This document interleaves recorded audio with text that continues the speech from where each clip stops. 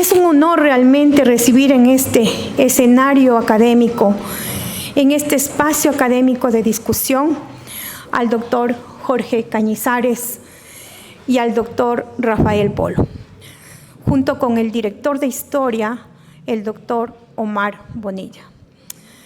Qué mejor triada para discutir la historia de los pueblos, de un hombre, de un científico, de un pensador que en su pensamiento ha unido las dos Américas para hablar desde la inclusión latinoamericana y anglosajona de un tema que tiene que ver con la ideología británica, ibérica y el dominio español.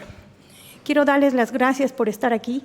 Muchísimas gracias a ustedes por hacer de esta discusión una discusión colectiva y crítica. Muy buenas tardes.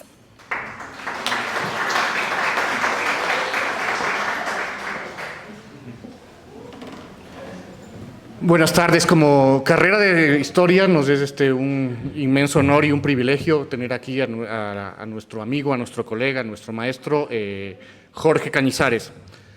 Decía Calderón de la Barca que la verdad de tan verdadera resulta sospechosa. Creo que Jorge es alguien que se ha tomado esto muy en serio y se ha dedicado a justamente a poner sospecha sobre los relatos que muchas veces tenemos establecidos. Ha tenido la sagacidad de hacerse las preguntas pertinentes y el rigor y el esfuerzo científico para responder esas preguntas. Realmente nos complace muchísimo que estén presentes aquí los estudiantes de primer semestre de la carrera de Historia. También veo nuevos estudiantes de nivelación, así como los compañeros de trabajo social de la facultad y de todas las personas que nos están apoyando aquí. Y por supuesto quería agradecer también, antes de que se me olvide, al equipo de comunicación que está haciendo posible grabar esta conferencia, transmitirla en vivo y manejar un archivo. Dejo la presentación a cargo de Rafael Polo, quien también fue alumno y también es colega de Jorge Cañizares. Muchas gracias.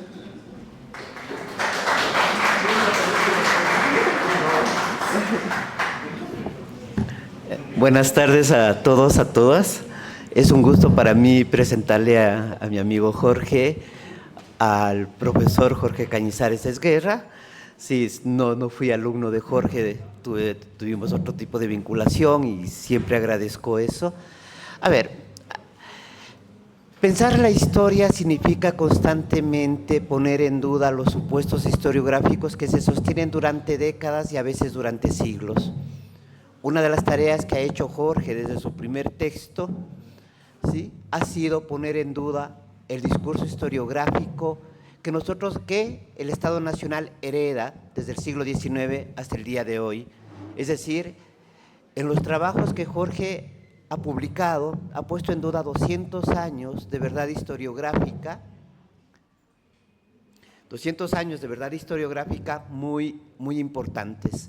Bien, Jorge es quiteño, ¿sí?, estudió en la Universidad Central la carrera de medicina, que no la terminó, tuvo que salir del país, fue a estudiar en Estados Unidos, estudió en la Universidad de Wisconsin, estudió la carrera de Historia de la Ciencia y como parte de Historia de la Ciencia fue involucrándose en el debate sobre la historiografía, la verdad de la historiografía, e hizo Historia de la historiografía, donde realiza cuestionamientos sustanciales a la historia de los últimos 200 años. ¿Sí?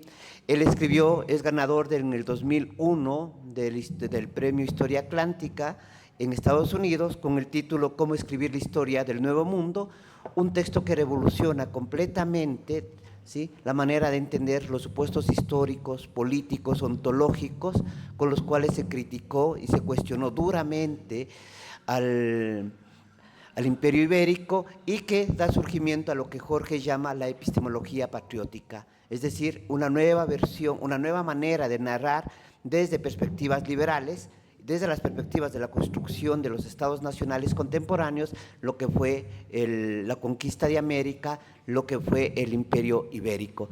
Bien, quiero agradecer a Omar, a los a las autoridades de la facultad por nuevamente tenerle de visita a Jorge. Es la segunda o la tercera ocasión que está con nosotros.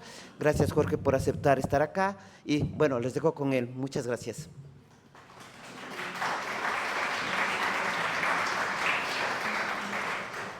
¿Me puedo parar aquí? Porque tengo que acercarme a la computadora.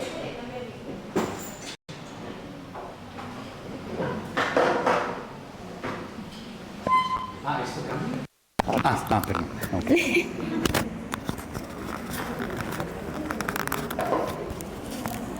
Ya, listo. Esto es un micrófono. Esto es para la transmisión. ¿Me pueden escuchar todos? Sí. Perfecto. Y ahora ya no está. Ya no está la pantalla. Tal vez con F5, Jorge.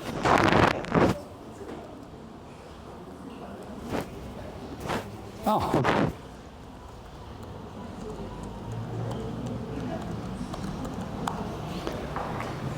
Muy bien, muchísimas gracias, Rafael, Omar, las autoridades de la universidad. Muchísimas gracias a todos ustedes por venir en una tarde en que podían haber hecho alguna otra cosa y prepararse para el partido de esta noche, la Copa América. Yo traje a mi propia barra que está por ahí escondida, mi hijo de Nicolás, que está escondido mirando su teléfono, vestido de argentino, con la camiseta de Messi. Bueno, les cuento brevemente la historia que les quiero contar. Miren esa pantalla. ¿Qué es lo que ustedes ven ahí? ¿Qué ven ahí? A ver, ustedes atrás, ¿qué ven allá? ¿Qué son? ¿Qué? ¿Qué son esas cosas? Madera. Mírenlas, ¿qué son? Son máquinas. Son máquinas. Si ustedes miran con detalle, aquí hay unas hélices, son turbinas. ¿Las ven? Ok. Este es un manuscrito que yo encontré en un sitio muy inusual. Lo encontré en el archivo del secretario de cifra de Felipe III. ¿Quién es el secretario de cifra? ¿Qué es secretario de cifra? Es el decodificador y codificador de la inteligencia del rey Felipe III. Un hombre que decodificaba mensajes que mandaban los holandeses, los ingleses, los franceses en guerra o en diplomacia para que no se entienda. Y este era un gran matemático. Era el Alan Turing. ¿Han oído de Alan Turing? ¿Quién no ha oído de Alan Turing? ¿Quién ha oído de Alan Turing? Es decir, nadie ha oído de Alan Turing y solo 2 han oído de Alan Turing. Bueno, es el que inventó la computación y que decodificó los mensajes de los nazis en la Segunda Guerra Mundial. Alan Turing, un gran matemático, un decodificador de códigos y un creador de códigos. Hay una película sobre el que no me acuerdo cómo se llama. ¿Cómo? Enigma, véanla para que sepan quién era Alan Turing. Bueno, hay un archivo de un señor que se llama Valle de la Cerda, que era el Alan Turing de 1600. ¿Ok? Este manuscrito no es de él. Este manuscrito es de un señor en el archivo clasificado como Orozco Gamarra. ¿Quién era Orozco Gamarra? Orozco Gamarra es el apellido de un señor español que llegó más o menos en 1540 a lo que ahora es Nueva Granada, es decir, Colombia. Entró por Santa Marta, llegó a Cundinamarca, Santa Fe, y termina en más o menos 1550, Benalcázar, estamos hablando de Benalcázar, en Quito. Y en Quito se conoce con una noble inca, una descendiente de Atahualpa. La familia de Atahualpa de los incas termina en Quito y terminan siendo reconocidos por la corona como grandes nobles, ya veremos eso en un minuto. Y ahí este señor Orozco Gamarra o Gamarra se casa con esta Ñusta, esta mujer inca noble del linaje de Atahualpa. En Cusco hay el linaje de Huáscar y tienen otras élites muy diferentes y siempre rivales a las de Atahualpa. En todo caso, Gamarra y esta mujer tienen un hijo que se llama Bartolomé Inga. Gamarra, su mujer y Bartolomé se mueven en 1580 a una ciudad que empieza a emerger en el medio del altiplano del Alto Perú, que se llama... ¿Cuál es la gran ciudad en el altiplano del Alto Perú en 1580? No. Una nueva ciudad. Una de las ciudades más grandes del mundo hacia 1590. Potosí. Los tres, como San José, María, la Virgen y Cristo, llegan en peregrinaje a Potosí y se establecen en Potosí. ¿Y qué pasa en Potosí?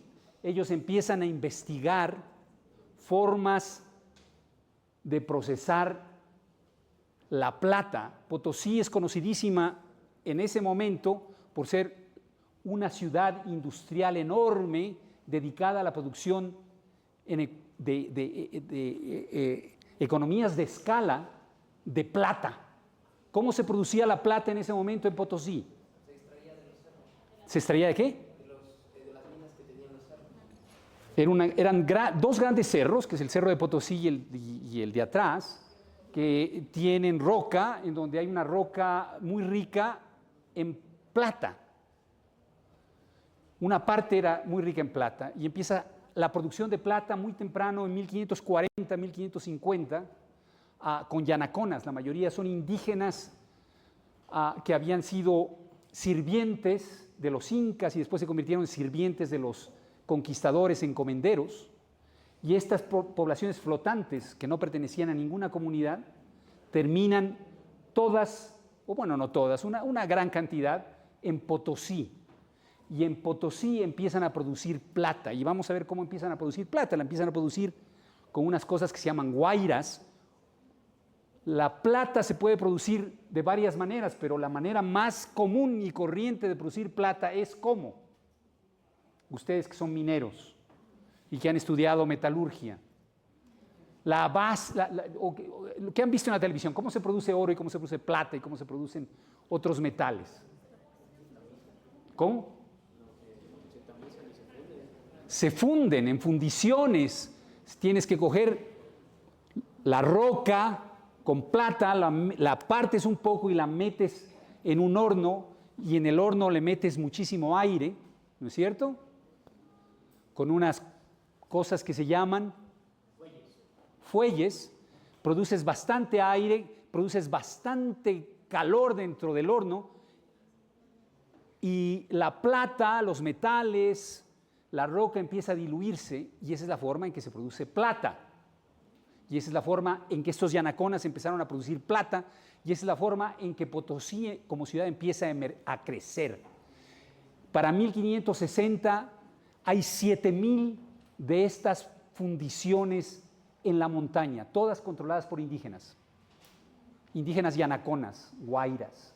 Y ahí es donde llega Bartolomé, su papá y su mamá, a esa ciudad que está creciendo. Es una ciudad en donde la gran mayoría de gente son o indígenas, o esclavos africanos, o gente europea no castellana, holandeses, franceses, griegos, portugueses, etc. Gente de Angola, la gran mayoría, o gente de Guinea, de Senegal. Y ahí llega Bartolomé Inga, un indígena, hijo de una descendiente de Atahualpa, así nos dice él. No sabemos si era realmente o no de linajes nobles. Lo único que sabemos de él es lo que nos cuenta Valle de la Cerda. Y llega en un momento en que hay una gran crisis en Potosí, porque la plata que se producía en Potosí, que era a través de fundiciones, ya no produce plata. ¿Por qué? Porque tú puedes producir plata con roca que es rica en plata, pero si tienes roca que no es rica en plata, las fundiciones no te sirven. ¿Cómo se produce entonces plata si las fundiciones no te sirven? ¿Cómo se produce plata si no puedes hacerlas en horno? Tú tienes cara de metalurgista. Tienes cara de metalurgista. Dime, ¿cómo se produce plata si no tienes hornos? Nicolás, ¿cómo se produce plata cuando no tienes hornos? Nicolás, ¿cómo se produce plata cuando no tienes hornos? ¿Cómo? Está perdido en su mundo. Mira, muéstrales tu camiseta de Argentina a todo el mundo.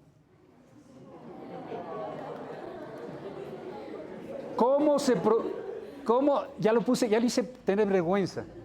¿Cómo se produce plata cuando no tienes hornos? ¿Quién carajo me puede ayudar aquí que no sepa elementos elementales de la historia colonial? Ustedes son historiadores, ustedes son universitarios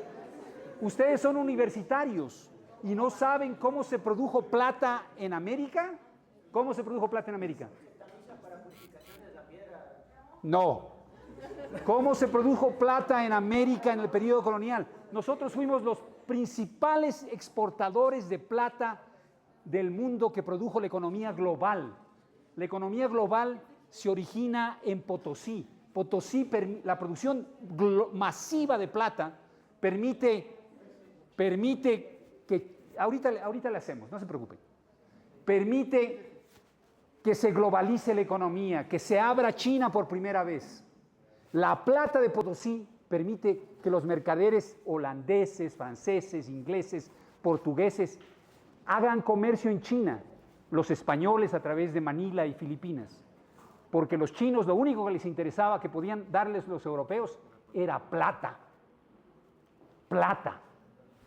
No les interesaba nada que los europeos producieran porque los chinos lo tenían todo, excepto plata. La gran mayoría de la plata de China venía del Japón. Pero los japoneses traían la plata, pero también traían piratería, y los chinos no querían la piratería japonesa. Cuando se abre Filipinas, los chinos empiezan a ver que los españoles tenían plata de Potosí. ¿Cómo se produjo esa plata? Que permitió la creación de la globalización, de la economía mundial. ¿Cómo? Mercurio. Se llama amalgamación. Nicolás, mi hijo, sabía ya eso. ¿No es cierto? Él ya sabía. No me jodas, papá. Ya sabía de la amalgamación. ¿Cómo se hace la amalgamación? ¿Cómo se hace la amalgamación? Tú comenzaste ya a decir algo bueno. Se coge la roca y se la hace polvo como azúcar. Se la tiene que hacer polvo. Y a ese polvo, imagínense en la roca va a ser la polvo. Vamos a discutir eso en un momento. Y a eso se le añade mercurio y se le añaden otras cosas. Ya veremos en un minuto que hay una cantidad de experimentación porque se necesitan lo que se llaman reactivos, enzimas, que permitan que el mercurio se amalgame, se conecte a la plata y no a otros metales que están en la roca, sino a la plata. Y para hacer eso se necesitan muchos otros reactivos como sal, como hierro, como cobre y muchas otras cosas. Pero todo esto es nuevo. Hasta 1570 el mundo no había experimentado la producción de plata con mercurio. Y eso se empieza a hacer en Potosí por primera vez. ¿Ok? Cuando llega Bartolomé con su papá y su mamá, una colla inca y un conquistador español, llegan a un mundo en donde todo el mundo está experimentando. Esto es un mundo de experimentación, de ciencia en esteroides. Todo el mundo busca producir plata en nuevos volúmenes, en roca que tiene niveles bajos de plata. Y para hacerlo se necesitan máquinas. ¿Cómo haces polvo de la roca? ¿Qué pasó? Se desconectó mi coso. Wow. Vamos a estar moviendo para que no pase eso. Se duerme. Sí, se duerme, pero se desconecta. No tendría por qué desconectarse. Ok, veamos. Ok. Shit. Pues les cuento que tengo que ahora encontrar la pendejada esta, que no estoy seguro dónde la tengo. Un momentito. El problema es que no estoy conectado a la red y me va a ser muy difícil encontrar mi... No voy a encontrarla. Se desconectó Se desconectó esto. ¿Tienes un teléfono que tenga internet? ¿Cuál sería el teléfono? El mío es Honor. ¿Omar? Sí. Lo busco bajo Omar. No, Honor. Ok, ¿cuál es tu...? Es que necesito... ¿Licenciado? ¿Cuál? Necesito saber cuál teléfono, es decir, cómo se llama tu red.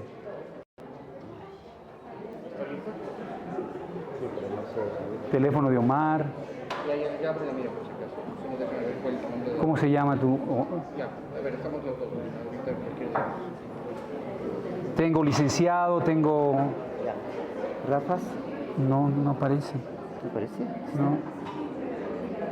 Y la clave es el Lisboa. Rafa, ok. Ya, Lisboa 17. A ver, Todo minúsculo. Lisboa 17. 17. Ok.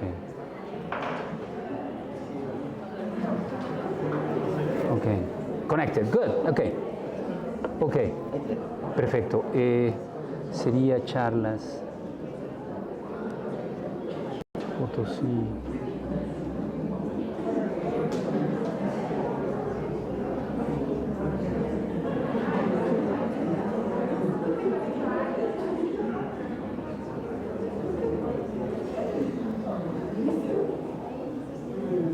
Ok, Bartolomé Inca.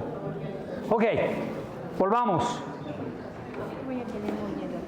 ¿Perdón? Voy a tenerle solo así. No, pero si no le...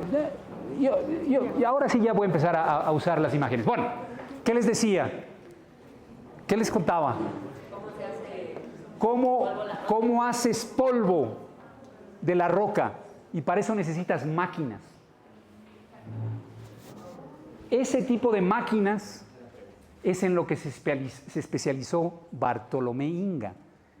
Bartolomé Inga en 1600 llega a Madrid a entrevistarse con Felipe III el rey con un manuscrito bajo el brazo. Es un manuscrito muy peculiar, ya vamos a discutirlo. Vamos a hablar en un minuto sobre ese manuscrito. Pero es un manuscrito sobre máquinas y sobre turbinas. Escuchen eso, máquinas y turbinas. Nos han dicho la historia de la tecnología y la ciencia que las primeras descripciones de turbinas aparecen en un libro que se llama La Enciclopédie. ¿Han oído de eso? ¿Nunca? Coño, ¿para qué sirve la escuela? Los colegios. La Enciclopédie de Diderot y Condillac. ¿Nunca han oído? La enciclopedia de Diderot. Fuck. La Ilustración, ¿han oído de la Ilustración? De Voltaire. La Ilustración produjo muchísimos libros, pero uno muy importante que es una enciclopedia, la enciclopedia, de dos distinguidísimos ilustrados, Diderot y Condillac. Y esos señores sintetizaron el nuevo conocimiento en este libro o en esta colección de volúmenes monumental que se llama la Enciclopedia. Y ahí hay una sección que se llama Turbinas, que es el momento en que las grandes escuelas de ingenieros en Francia, reales, del rey, empiezan a producir matemáticas sobre turbinas, el movimiento del agua. Bueno, 200 años antes de que la enciclopedia aparezca, Bartolomé Inga está produciendo turbinas. Un indio. Ustedes les han contado en el colegio no qué es la enciclopedia, no qué es Diderot, Condillac, pero les han contado la historia de Potosí. ¿Cuál es la historia de Potosí que les han contado sus profesores? Que todos los indios eran mitayos, esclavos. ¿Qué más? ¿Qué más? ¿Qué? La clásica de las venas abiertas de América Latina. La clásica de las venas abiertas de América Latina de Galeano. ¿Qué pasaba en Potosí? Les cortaban los huevos. ¿Qué más? Es lo que dijo. ¿Qué más? ¿Qué más? ¿Qué? Bueno, eso es lo que acabo de decir, que era una cosa muy importante para la economía mundial. ¿Qué más? Que los indígenas estaban ahí para ser esclavos y mitayos. Y que trabajaban en unas minas espantosas. ¿No es cierto? Bueno, yo les voy a alterar un poquito esa historia, porque aquí estamos hablando de indígenas que fueron grandes matemáticos y grandes ingenieros. Y grandes experimentalistas. Porque Potosí no se hizo a base únicamente de mitayos y esclavitud, se hizo en base del conocimiento, experimentación y ciencia nueva.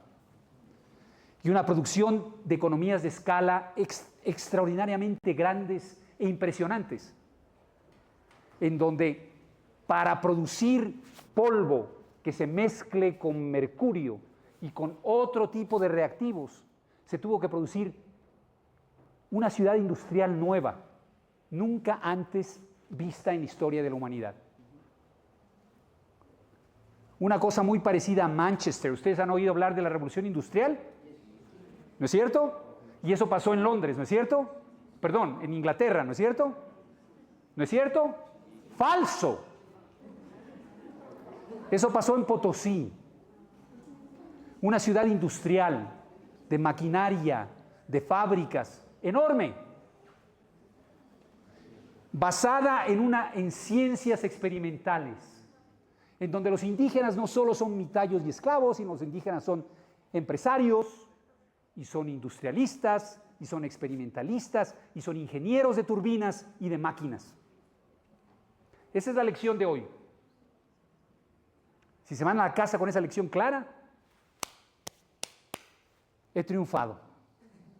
Ganó Ecuador hoy. ¿Qué? ¿Ok?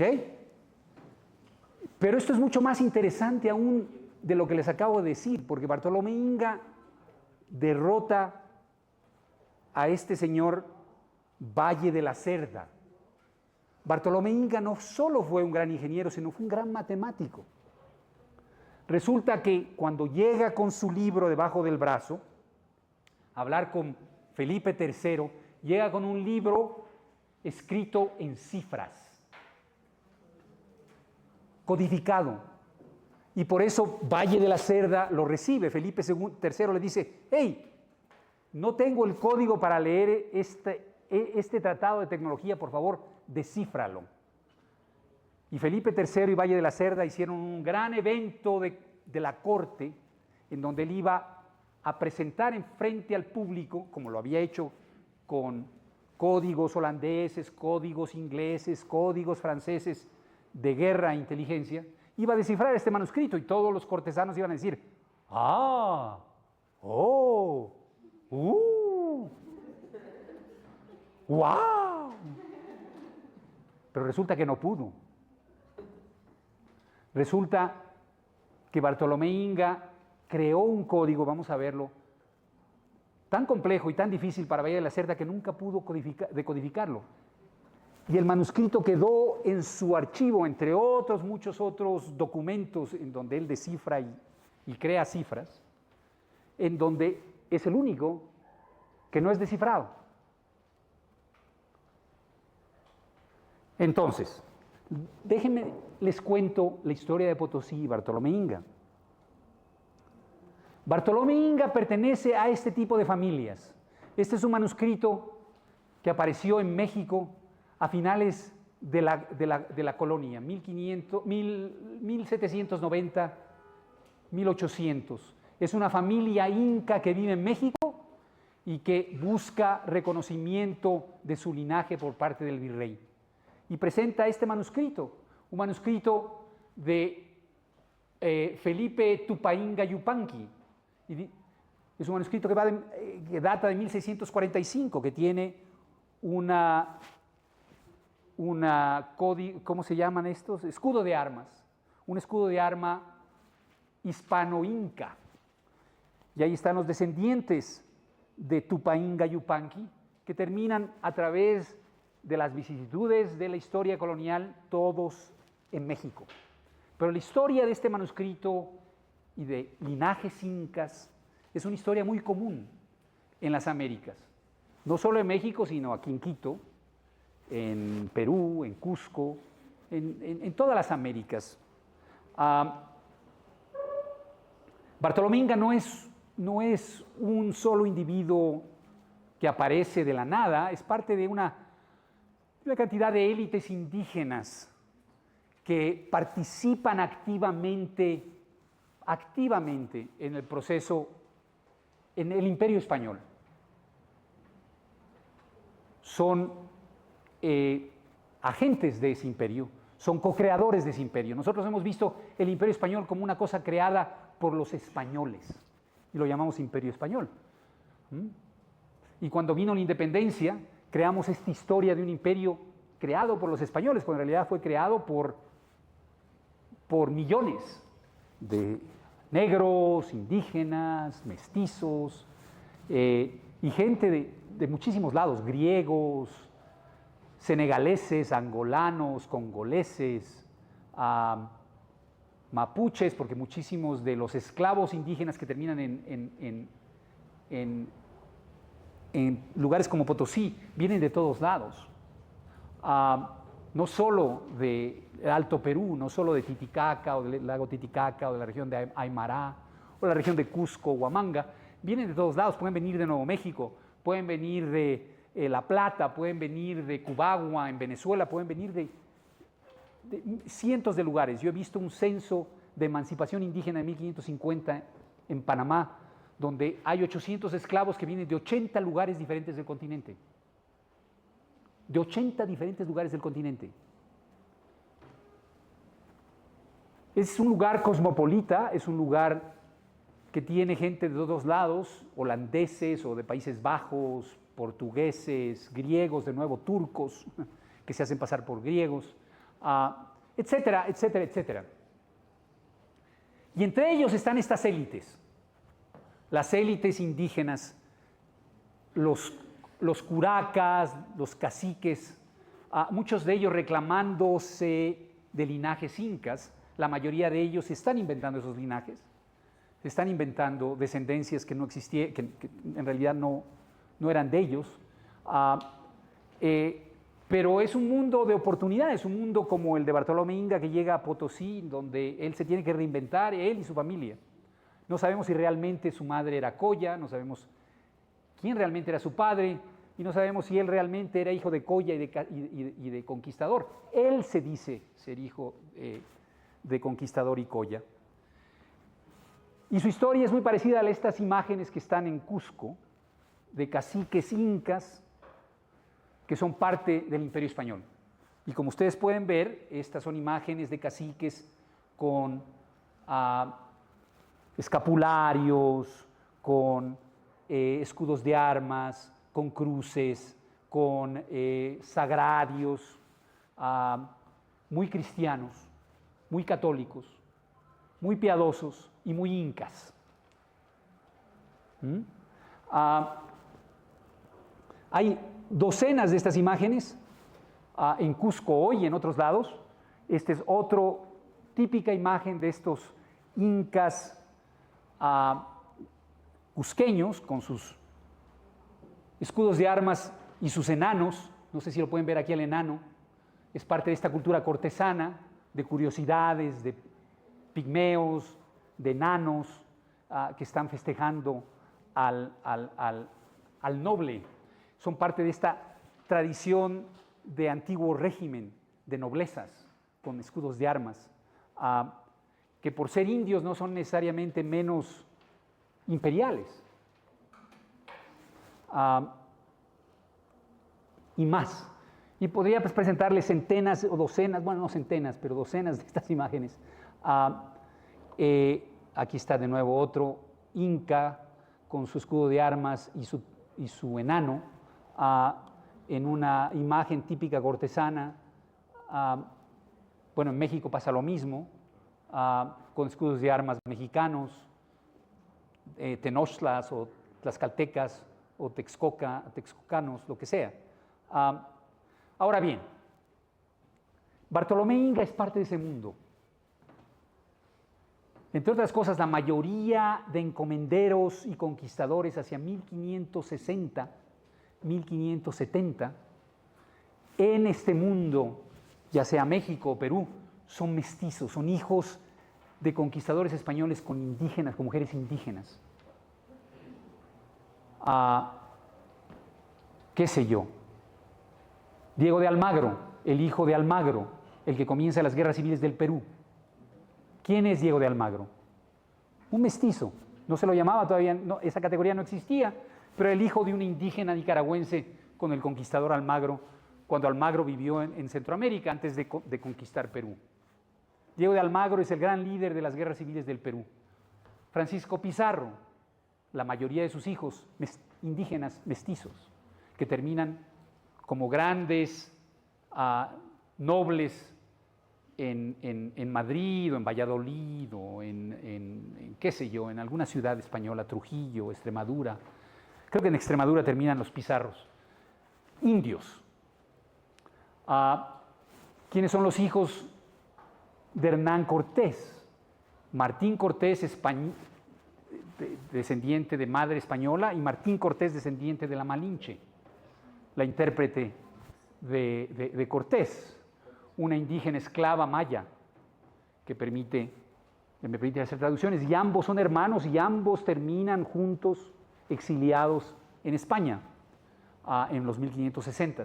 Es decir, Bartolomé Inga no es un tipo raro, no es un tipo obscuro, es un tipo típico de ese periodo. ¿Ok? Ahora, la historia de Bartolomé Inga contradice esa historia de las venas abiertas de América Latina, que comenzó mucho antes. Este es un texto que fue impreso en Frankfurt en 1590 y pico, no me acuerdo exactamente, por un impresor que se llama Teodoro de Brie.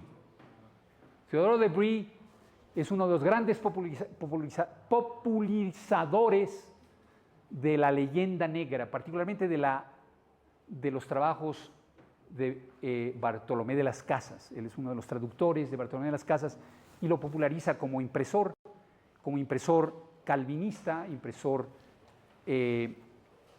anticatólico, que busca presentar el Imperio Español como algo oscuro, algo tenebroso, algo en donde la gente muere en minas. Y esta es una historia que él traduce de la conquista del Perú.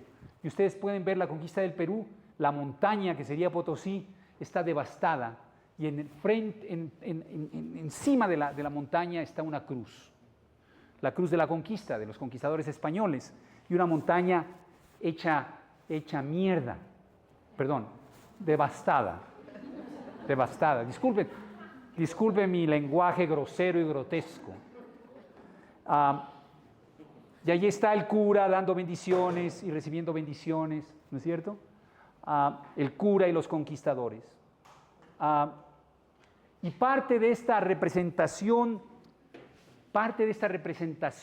de la conquista está en el texto de Teodoro de Brie. Ese es Potosí, esa es la representación de Potosí de Teodoro de Brie. ¿Qué ven ustedes ahí? Indígenas desnudos, bajando por escaleras hacia estos pozos negros que eran las las minas. Mitayos, esclavos, bajando por escaleras y muriendo en el proceso de sacar roca para producir plata. ¿Ok?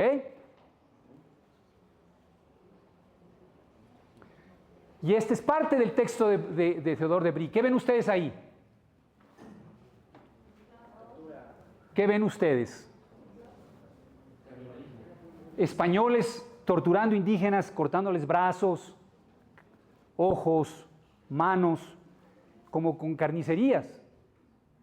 Ahí están los brazos colgados.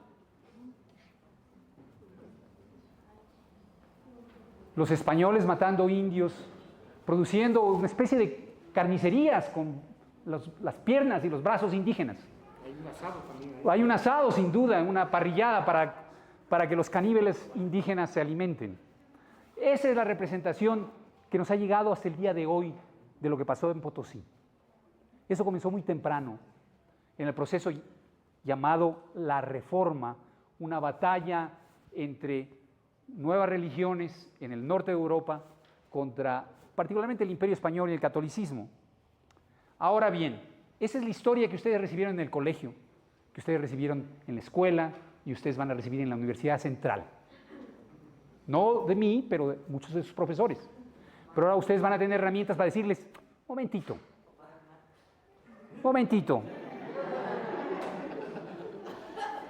La historia de Potosí, como les dije, es la historia de China.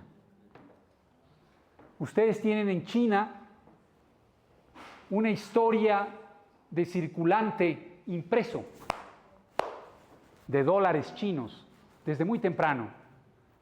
1 milenio, 2 milenios de una economía boyante, muy importante, el centro del mundo. El centro del mundo estaba en Asia hasta 1600, 1700, la revolución industrial, y después en los 1800 se mueve Europa, y después en el siglo XX, finales del XX, el XXI, se vuelve y gira a donde naturalmente está, el centro del mundo, que es en Asia. ¿Por qué? Porque ahí está 3/5 partes de la humanidad, o más. Y aquí está un típico circulante chino, es decir, un billete chino.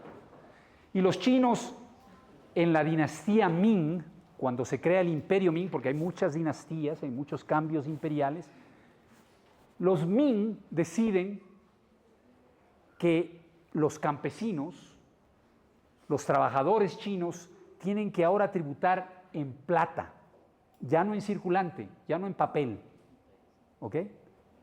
Ya no produciendo arroz y dándoselo al señor o al burócrata o al mandarín, sino tienen que producir plata, tienen que darlo en plata el tributo. ¿Y esa plata de dónde va a venir? Bueno, venía de China, perdón, venía de Japón, venía de cierta producción en India, pero no había suficiente plata, y esa plata que los Ming empiezan a demandar de los tributarios campesinos, en su gran mayoría, empieza a venir ¿de dónde? Empieza a venir de América. Y ese es una típica moneda mexicana, peruana, que es consumida en China. No sé si ustedes pueden ver aquí las marcas de los assayers. ¿Cómo se dice los assayers? Los que evalúan la calidad del metal. En inglés se dice assayer. Es una especie de químico que determina, sí, tiene 5 sterlings de quilates de oro, o 17 quilates, o 14 quilates. ¿Cómo se llaman esos que determinan los quilates? ¿Tasadores? Bueno, estos son tasadores chinos que empiezan a poner marcas a las monedas que llegan de América. Típico de este periodo, 1500, 1600, 1700. A una moneda mexicana, un peso mexicano que tiene marcas chinas de los tasadores. Y la historia de la China como consumidor de plata comienza aquí. ¿Qué es esto? Un horno indígena, un horno yanacona, una guaira indígena. En el Cerro de Potosí, donde empieza a producirse plata con roca pura o con roca con plata pura. Y esto es uno de los hornos típicos que se usan en Potosí y es la forma en que Potosí emerge como ciudad por primera vez. Guairas, en donde se usa el pasto de la puna con la caca de las llamas. Se quema la caca de los grandes ganados de llamas con el pasto. Y estos huequitos usan la altura de la puna, donde entra el viento de la puna y calienta el horno y produce plata. Y así se produce la plata en Potosí por cerca de 40 años. Las guairas. Cuando Bartolomé llega a Potosí encuentra 7,000 de estas cosas en el monte, 7,000 de estas guairas. Este tipo de hornos. Ahora bien, cuando la plata y la calidad de la plata se reduce en calidad, empiezan a venir tecnologías de Alemania, de Europa Central. Este es un texto producido en Europa por un individuo que se llama Agrícola, que se llama Remetalurgia, de cosas de metalurgia. Y todos los instrumentos que ustedes ven ahí de cómo producir, de cómo reducir la roca en polvo, están aquí. Están aquí los pistones, están aquí los machacadores y están aquí las ruedas de agua, porque todos estos mecanismos para destruir, para producir roca, hacer de la roca polvo, requieren grandes cantidades de agua porque son mecanizados. Todos estos instrumentos, absolutamente todos, llegan a Potosí. Este tipo de maquinaria.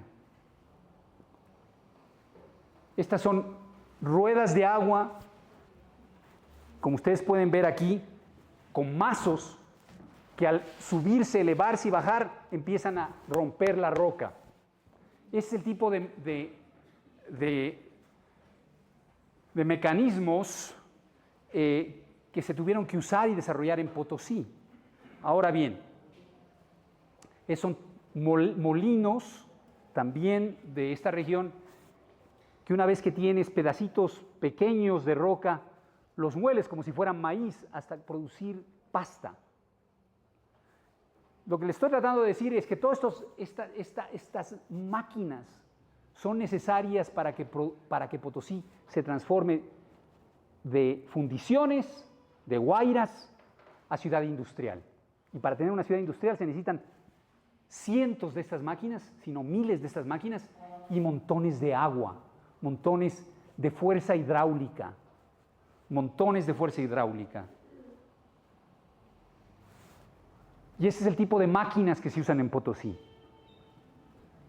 Ruedas de agua que usan turbinas. Y este es Potosí, en 1600. ¿Qué ven ustedes ahí? ¿Qué ves tú? ¿Tú qué ves? Una ciudad ya estructurada. Una ciudad. ¿Qué ves tú ahí? Organización y estructura. Organización y estructura. ¿Qué ves tú ahí? Planificación urbana. Planificación urbana. ¿Qué ves tú ahí? ¿No ves nada? No puedo ver. No puedes ver. ¿Qué ves tú ahí? Cultivos. ¿Qué? Cultivos. Cultivos. Todos se equivocan.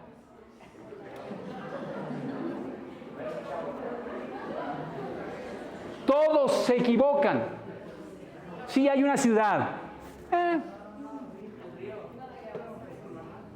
Ustedes pueden ver 30 lagunas ahí, pueden ver acueductos, millas de acueductos. ¿No? Miren hacia su izquierda. ¿Qué es lo que ven hacia su izquierda encima de las montañas? ¿Qué ven a su izquierda encima de las montañas? Lagos artificiales.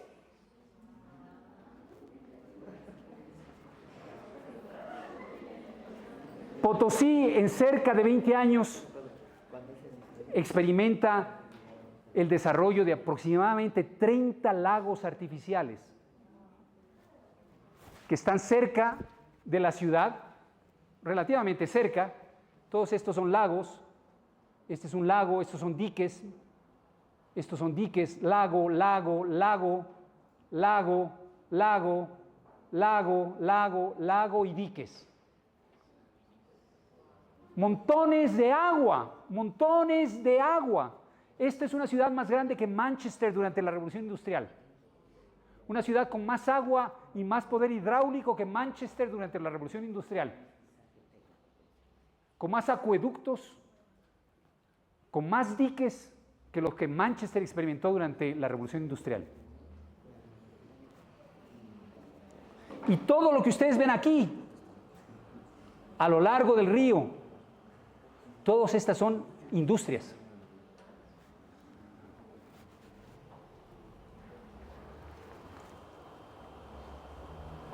Otra visión de los lagos, Potosí y sus lagos.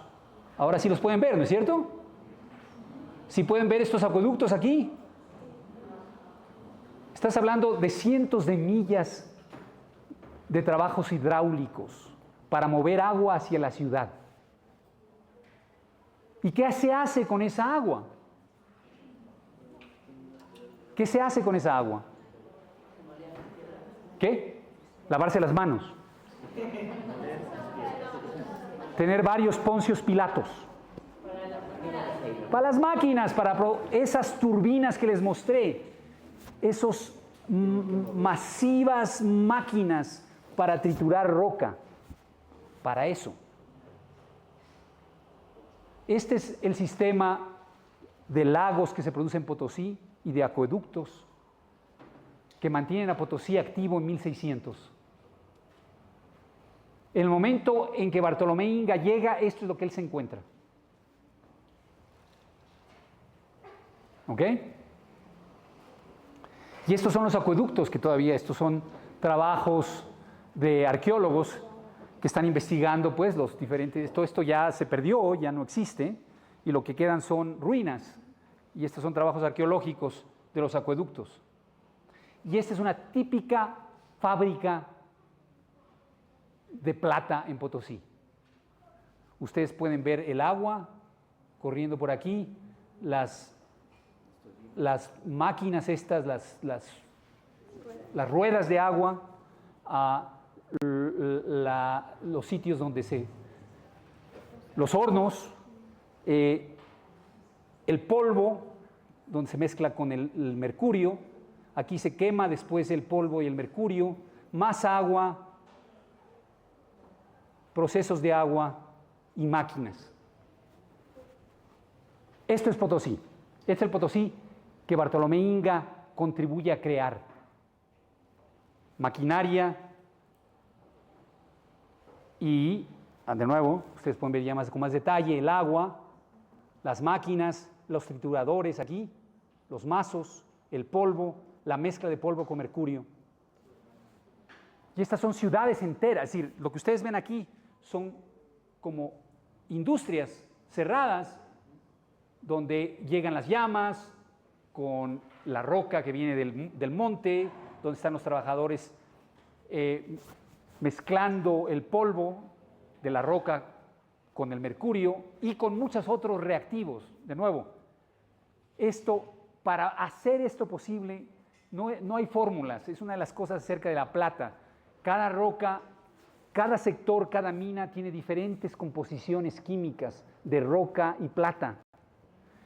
Y cada sección determina que se haga investigación y se haga una evaluación de cómo mezclar las cosas.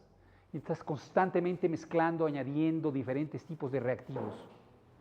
No hay fórmulas, no es que una vez que se encuentra la fórmula de cómo mezclar la roca con mercurio, con sal, con hierro, con cobre, ya se resuelve el problema. Cada vez que se abre una nueva sección de la montaña tienes que experimentar, y ahí es donde llega Bartolomé Inga a hacer ese tipo de experimentación. Él es parte de estos procesos industriales de 1600. Les voy a mostrar varias máquinas, muchas máquinas que se desarrollan en zonas mineras mexicanas y peruanas para extraer agua del subsuelo. Una vez que uno empieza a penetrar la montaña, tienes que expulsar el agua porque si no te ahogas. Hay mucha agua del subsuelo y este tipo de maquinaria logra extraer el agua desde adentro de las minas. Más de este tipo de maquinaria les llaman malacates en México. Este es el tipo de producción de investigación. Este es un cura que se llama Alonso Barba, que produce un texto llamado Del arte de los metales, que se convierte en un texto clásico en Europa de cómo extraer, a través de la experimentación, plata con mercurio y otros reactivos. Él inventa nuevas máquinas. No les voy a describir las máquinas que él inventa, pero aquí hay descripciones de las máquinas que Alonso Barba en el arte de los metales introduce. Todas que tienen que ver con la amalgamación en Potosí. Es una típica mina subterránea en donde tienes que ir elevando el agua de un nivel a otro, con maquinaria. Estas son las minas de Huancavelica, de donde se saca el mercurio. Pueden ver una ciudad entera subterránea. Y una cantidad de nuevas máquinas que salen del Perú y que terminan transformando las industrias de producción de mercurio, de producción de plata, no solo en América, sino en Europa. Todas estas experimentación en el Perú de cómo producir nuevos hornos para extraer plata o mercurio. No les voy a hacer detallados análisis de cada una de estas imágenes y estas máquinas, pero todas fueron inventadas en el Perú. Y estas máquinas inventadas en el Perú terminan transformando la industria de mercurio en Alemania y en España. Estas son la industria de mercurio en Almadén, que es influenciada por transformaciones industriales en el Perú, en Huancavelica en particular. Pero déjenme en retorno, porque ya se nos está acabando el tiempo, déjenme en regreso yo a Bartolomé Inga. Bartolomé Inga nos dice algo muy peculiar sobre el Imperio Español. Déjenme les muestro antes de... Esta es parte del manuscrito que Bartolomé lleva a Madrid cuando se entrevista con Felipe III y cuando le hacen pues esta traducción de sus códigos por parte de Valle de la Cerda. Estas son algunas de las máquinas que su manuscrito produce.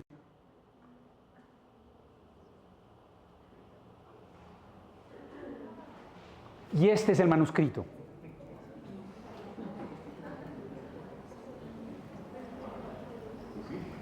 Lo pueden leer, ¿no es cierto? ¿Qué dice?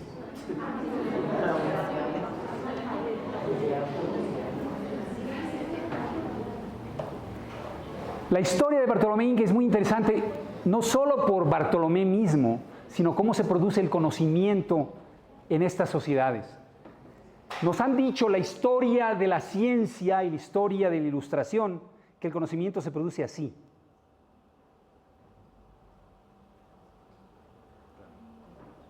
La imprenta, ¿no es cierto? La revolución de la imprenta. Hay libros enteros sobre esa revolución. La imprenta genera nuevas instituciones, ¿como qué? La República de Letras, la opinión pública, la esfera de lo público de Habermas, los salones, la República de las Letras, ahí están salones, más salones. Y en la base de esta idea de modernidad y de revolución científica, de revolución de la imprenta, de la revolución del conocimiento a través de academias, de salones, de la esfera de lo público, es que se produce la modernidad, ¿no es cierto? Potosí no tenía imprenta. ¿Cómo se produjo todo este conocimiento sin imprenta? La categoría de la esfera de lo público hace de Potosí un enigma, una curiosidad, algo absolutamente inentendible. ¿Por qué? Si ustedes miran el manuscrito de Bartolomé Inga, está produciendo conocimiento, ¿no es cierto? Pero es un conocimiento que no está siendo impreso. Todo lo contrario, es un conocimiento secreto. Es más, es un conocimiento en donde él va donde el monarca en una relación vertical, en donde él no comparte con nadie ese conocimiento. Él comparte con el rey conocimiento a cambio de mercedes, a cambio de gracia, de pensiones, de puestos, de escudos de armas, de linajes, y no está compartiendo a través de la imprenta su conocimiento. Y sin embargo se producen cantidades enormes de conocimiento en un sistema que no requiere imprenta, en un sistema que no requiere esfera de lo público y en un sistema que no requiere comunicación horizontal entre personas, sino vertical con el rey, y es más secreta, cifrada. Es decir, Bartolomé Inga nos hace pensar muchas cosas sobre nuestras sociedades y el origen de la modernidad. El problema de esas narrativas del origen de la modernidad es que no tienen espacio para Bartolomé Inga. No hay espacio. En lo que ustedes les enseñaron en el colegio, lo que les enseñan hoy en la universidad, Bartolomé Inga no existe. No hay espacio para los Bartolomé Ingas de este mundo, porque nos han inculcado esta idea de que la modernidad se originó en alguna parte de Europa, en Inglaterra, en Manchester, y se originó con salones, y se originó con la enciclopedia, y se originó con la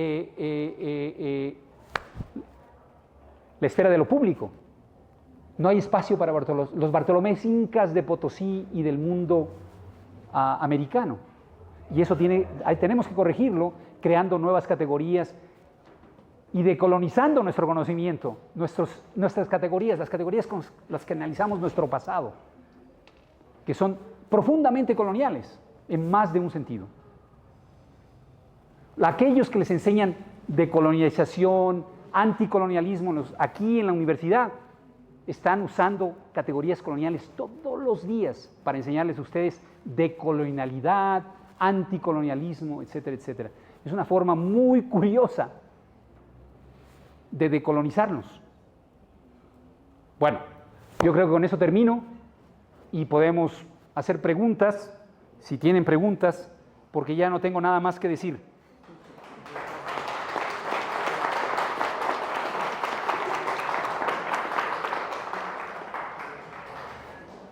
¿Tienen preguntas? Sí. Bueno, yo te quería plantear 3 preguntas principales. Hazme una para... No tantas. Perdón, sí. Primero, quería ver, como usted dice que este reconocimiento industrial sí fue dado, o sea, sí afectó a Europa y sí afectó a otras regiones más allá de América. Quería ver si en algún momento se trasladaron ingenieros de aquí o personas de aquí hacia Europa y cómo fueron tratados. Bueno, ese conocimiento no sabemos nada. Hay un archivo enorme, pero lo desconocemos porque siempre asumimos que el conocimiento vino de afuera, ¿no? Y que no hubo realmente conocimiento. Cuando hablamos de Potosí no se habla de ingeniería, no se habla de ingenieros, no se habla de experimentación, no se habla de ciencia. Se habla de mitallos, de esclavos y de horrorosas minas, ¿no? Es decir, cuando las venas abiertas de América Latina hablan sobre Potosí, no hablan absolutamente nada de esto. No nos podemos imaginar la modernidad de otra manera. A pesar de que todo esto que le estoy contando está en los archivos. El problema del pasado no es un problema de tener muchos papeles, porque uno puede tener archivos inmensos, enormes, e igual tener silencio sobre el pasado, ¿no? Es la naturaleza de las preguntas que nos hacemos y cómo respondemos a esas preguntas. No es tanto si tenemos o no tenemos muchos archivos y muchos papeles. Quizás nuestras sociedades tienen los archivos más grandes coloniales que existen en el mundo, porque la burocracia española la burocracia imperial, no española, porque ahí participaron caciques, indígenas, esclavos, miles de personas, La burocracia imperial produjo papeles en cantidades industriales. Y sin embargo, esos papeles son estudiados, no son estudiados. Claramente Galeano no estudió ninguno de esos papeles, no vio ninguno. Y cuando se trata de Potosí, obviamente no sabía qué estaba pasando en Potosí. Y sin embargo, ese es el conocimiento que ustedes tienen sobre Potosí, todos, con los que yo crecí y con los que ustedes crecieron. ¿Alguna otra pregunta? Sí. La configuración de esta Perdón. memoria colectiva Sí. está configurada así. ¿Cuál es su posible hipótesis de por qué está configurada así esta memoria colectiva? Si podemos decir no de olvido, sino de encubrimiento. Gran pregunta. ¿Por qué? La independencia. La independencia, la creación de nuevas repúblicas y naciones. La creación de nuevas repúblicas y naciones está creada en el tropo cristiano, católico, de los misterios gloriosos, los misterios penosos, o ¿cómo se llaman? Los misterios del Rosario, gloriosos, penosos y misteriosos, no me acuerdo, los tres misterios. Pero nuestras naciones nacen con un discurso católico de muerte y resurrección. La nación muere con la conquista, los xiris, el reino de Quito, los caranquis, Atahualpa y Rumiñahui. Rumiñahui es nuestro Cristo. La nación muere con Rumiñahui cuando es sacrificado como Cristo. Hay una pasión de la nación que como Cristo muere. Y la independencia es el momento de resurrección de la nación. Esa nación que había muerto con la conquista renace. Y por eso, bueno, quizás no en el Ecuador, no es tan claro, pero en otros muchos lugares hay una resurrección de la nación indígena. En México, México con X, ¿no? Mexica, se declara México por ser azteca, un nombre anahuac.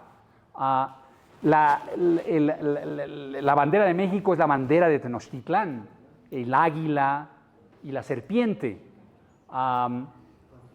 Si ustedes van a México, el Gran Museo de Antropología de México es un homenaje a la nación precolonial, a la nación muerta cuya resurrección es el museo, etcétera, etcétera. Entonces, la razón por la que ese archivo desaparece es porque la decisión en independencia bolivariana, gran colombiana, etcétera, los 300 años de historia colonial, 350 años de historia colonial, no sabemos qué hacer con esos 350 años de historia colonial. Es un estorbo, altera la narrativa de resurrección, de muerte y resurrección de la nación. En ese espacio entre muerte y resurrección, lo que hay es vacío. Es explotación, es miseria, es colonialismo, es mierda. Todo lo que producimos en esos 350 años. Y esa es la razón. Galeano, las venas abiertas de América reflejan cómo vemos esos 350 años. Esencialmente. Es decir, no podemos reconocer en esos 350 años ciencia, porque sería herético. No podemos reconocer en esos 350 años ingenieros indígenas, porque sería herético, ¿no? Porque lo que tenemos es Jorgicasa, Huasipungos, etc. No hay Potosí como ciudad industrial, no puede existir en el imaginario nacional, ni peruano, ni ecuatoriano, ni mexicano. Es la razón. Bartolomé Inga era evidentemente un hombre muy inteligente, muy excelente, pero quisiera ahondar más sobre cómo adquirió, llega a Potosí, cómo se entera. No sabemos absolutamente nada de Bartolomé Inga. Lo único que tenemos es ese manuscrito y las notas de Valle de la Cerda. Es decir, ¿qué dinámicas había, por ejemplo, de transmisión de los conocimientos en Potosí? ¿Cómo aprendió, por ejemplo, a cifrar? Pues muchas maneras. Les muestro todos estos libros descifrados de los textos de muchos manuscritos que te enseñan a cifrar. De ahí viene el barroco también. Pero, por ejemplo, este texto viene de un libro sobre las guerras civiles del Perú, de Diego Fernández, el palentino, un individuo que fue secretario de un virrey en 1560, que termina en Madrid escribiendo un libro que se llama Las guerras civiles del Perú. Y en ese libro, que es una historia pues, esencialmente de las rebeliones de Hernández de Quirós, ¿Hernández de Quirós? Sí. En el Perú, en los 1560, donde participan una rebelión mestiza en particular, una rebelión negra.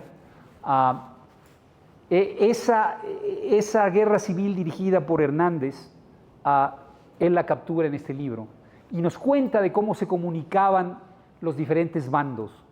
Los miembros de la audiencia mandaban información a las fuerzas realistas, los rebeldes a sus fuerzas, y lo hacían en cartas cifradas.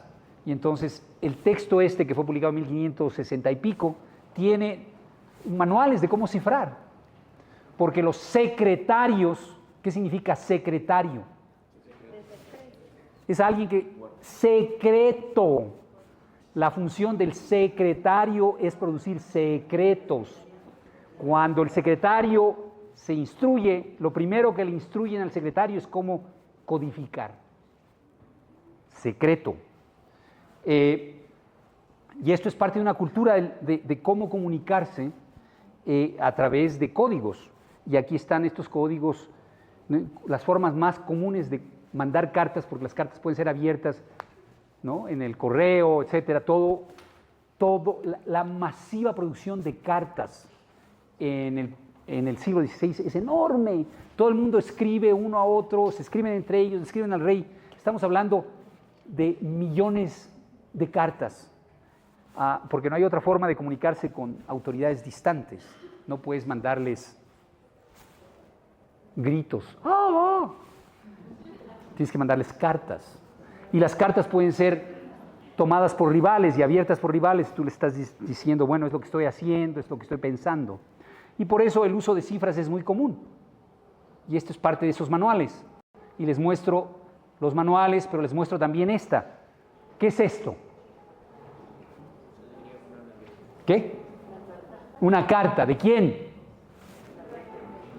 De Hernán Cortés a su procurador. Así se comunicaba Cortés con sus abogados, sus representantes en la corte. Esto es muy común. Lo que hace Bartolomé Inga no es nada extraordinario, pero lo hace de forma muy sofisticada, porque nosotros podemos descifrar esa carta. Lo han descifrado. La mayoría de cartas cifradas en el Archivo de Indias han sido decodificadas. La única cosa que yo conozco que no ha sido decodificada es el manuscrito de Bartolomé Inga. No lo pudo hacer de la Cerda y no lo hemos podido hacer nosotros tampoco. Eso. ¿Alguna otra pregunta? Nicolás, ¿tienes preguntas? ¿Preguntas? No. No me jodas. Jorge, ¿cómo miras tú el desarrollo de la historia de la ciencia en nuestro país? ¿Cómo lo miro? Sí. ¿Cómo? Yo sé que no hay, es muy marginal el desarrollo de la historia de la ciencia acá y siempre ha estado subordinada sobre todo a la historia de la nación. ¿Cómo? ¿Tengo que repetir todo? Bueno, una idea de cómo estás mirando tú el desarrollo de la historia de la ciencia en el país, porque en América Latina hay centros fuertes, pero donde nosotros casi es inexistente. Sí. No conozco, la verdad no. La pregunta es ¿qué conozco yo sobre la historia de la ciencia en el Ecuador? No conozco que haya Nicolás Cubi ha hecho algo de historia de la ciencia en Flaxo, pero realmente no es una disciplina así que sea muy muy dinámica, muy marginal, sí, sí, así es, así es. Sí. A ver, tienes que gritar, espérate. Bueno, buenas tardes, muchas gracias. Desde el punto de vista político, la entrevista, ¿cómo impactó en la economía, en esta situación de primero la generación del conocimiento y segundo en el tema económico? Porque estábamos en este sistema mundo. No sé cuál fue la respuesta del rey. ¿Al manuscrito? A la conversación que tuvieron. Bueno, el rey, recuerda que el rey recibía 1000 personas, bueno, decenas de personas por día, ¿no? Entonces, la conversación que pudo haber tenido con Bartolomé es, por favor, pongan atención al manuscrito de Bartolomé, descífrelo, secretario. En algunas ocasiones el rey toma partido y hace que algunas cosas sucedan, pero por lo general son los consejos del rey los que toman decisiones. El rey puede hacer recomendaciones, pero la mayoría de decisiones son de consejos, no tanto del rey. Ahora, ¿qué sabemos sobre la entrevista de Bartolomé con el rey? No sabemos absolutamente nada, excepto que llegó el manuscrito a manos del secretario de cifra de Felipe III. Es decir, que el rey estaba interesado. La mayoría de documentos que ahora consideramos joyas indígenas son documentos que la corona valora inmensamente. Guamán Poma de Ayala. Guamán Poma de Ayala, la Crónica del Buen Gobierno, es un manuscrito de 1400 hojas, con cerca de 500, 400 y pico de imágenes. No sé cuántos, ¿ustedes han oído hablar de Guamán Poma de Ayala, la Crónica del Buen Gobierno? ¿Sí? ¿No? Levanten las manos los que sí. Fuck. ¿Pero qué aprenden ustedes en la escuela? ¿Qué les enseñan? Bueno, este manuscrito enorme que cambió la historiografía sobre la población indígena en el 16 en el Perú, pues un manuscrito que es una carta al rey en donde Guamán Poma escribe sobre los incas y escribe sobre 10.000 cosas. Es una especie de enciclopedia del mundo andino. Es una carta que llega al rey y termina en Copenhague. Ahora está en Dinamarca, ¿no? ¿Copenhague es Dinamarca? Sí. Está en Dinamarca. ¿Por qué ese texto termina en Dinamarca? ¿Por qué textos como el Códice Florentino de Sahagún terminan en Florencia con los Medici? ¿Por qué terminan estos grandes códices indígenas mexicanos que llamamos Códice Borgia o el Códice Mendoza en grandes colecciones papales?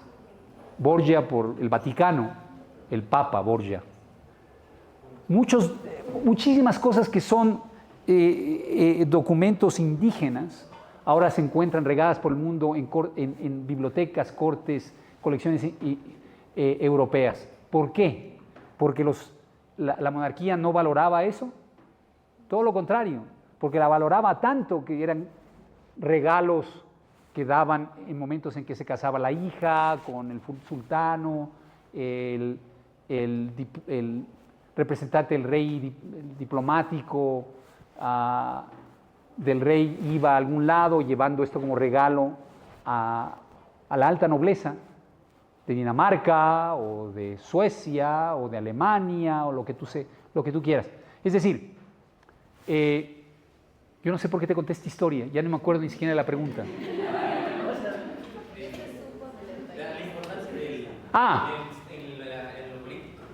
Bueno, el rey ponía atención a estos sujetos, les ponía mucha atención.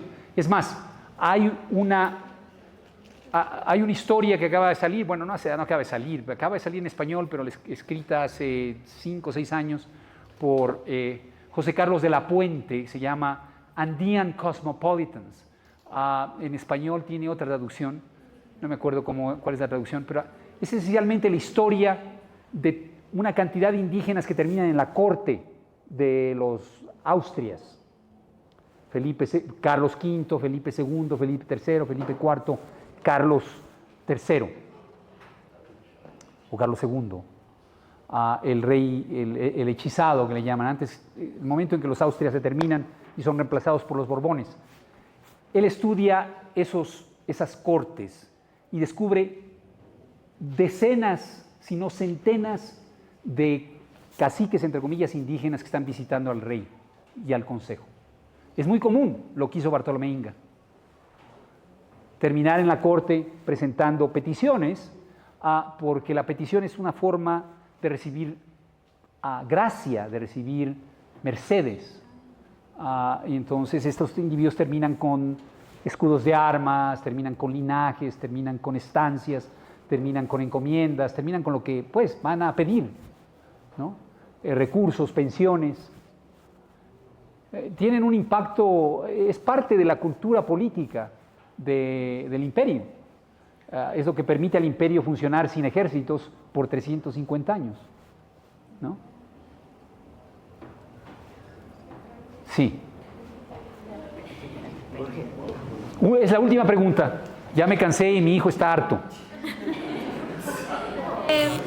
Primero discúlpeme por leer. ¿En qué tipo? No te oigo. No, que me disculpe por leer porque soy muy nerviosa y me voy a trabar. ¿En qué tipo de tecnologías europeas se ve reflejadas estos avances o tecnologías sudamericanas existentes en Potosí que fueron desarrolladas por Bartolomé? O sea, no sé cómo se refleja esto en los que vinieron acá, vieron cómo este proceso, no sé, pasó o sea, ¿qué se llevaron?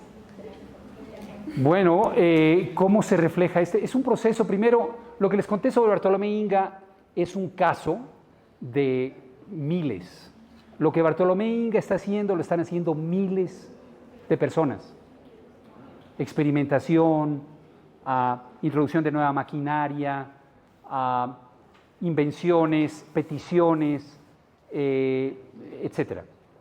Si Bartolomé Inga no es una curiosidad, es todo lo contrario, es un patrón de algo que se hace sistemáticamente y es la forma en que el conocimiento se produce y es la forma en que el conocimiento cambia y pasas de hornos a amalgamación, de amalgamación con sal, a amalgamación con cobre, amalgamación con cobre, amalgamación con hierro, amalgamación con hierro, amalgamación con qué sé yo.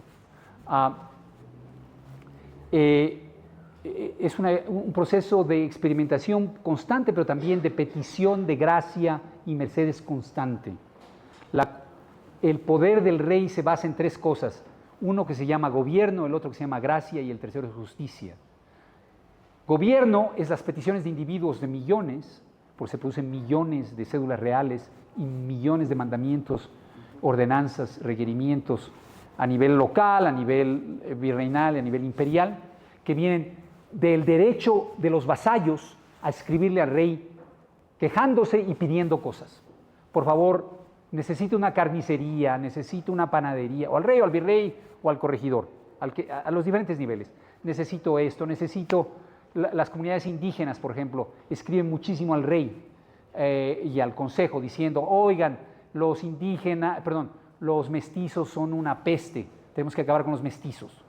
La mayoría de leyes que tienen que ver con castas, que nosotros consideramos estamentos raciales, vienen de peticiones de pueblos indígenas, tratando de limitar el poder de gente externa a la comunidad. La ley se produce, el gobierno, que sería la ley, se produce de esa forma, escribiendo. Y la ley es en muchos casos simplemente copias de peticiones. Si ustedes leen cédulas reales, dicen, he sido informado por Pedro Pérez que esto está pasando en Cusco y resuelvo yo, Carlos V, rey de no sé qué, conde de Barcelona, rey de Jerusalén, que se haga esto, 1, 2, 3, 4. Y lo que dice 1, 2, 3, 4 es la carta que recibió. La otra gran forma de participación popular en la creación del imperio es lo que se llama peticiones de gracia, peticiones de gracia, de reconocimiento, de mercedes, de favores. a también masiva producción de esas cosas. Y lo que hace Bartolomé es eso, está mandando un manuscrito, ¿para qué? Para que le den pensiones, para que le den una posición en la burocracia de Potosí, de donde sea, para que le den linajes, qué sé yo. No sabemos qué es lo que estaba pidiendo, pero por lo general eso es lo que se pide. Garcilaso Inca de la Vega escribe una historia monumental de los incas, que se llama Los comentarios reales de los incas, como una petición de gracia. Y eso lo hacen miles, sino decenas de miles. Y la última es, el poder real viene de la justicia, a través de cortes, a través de corregidores, a través de virreyes, a través de audiencias, de cortes, tribunales eclesiásticos, de crear justicia. Y eso es lo que Bartolomé refleja, esos procesos. ¿Ok? Bueno, muchas gracias.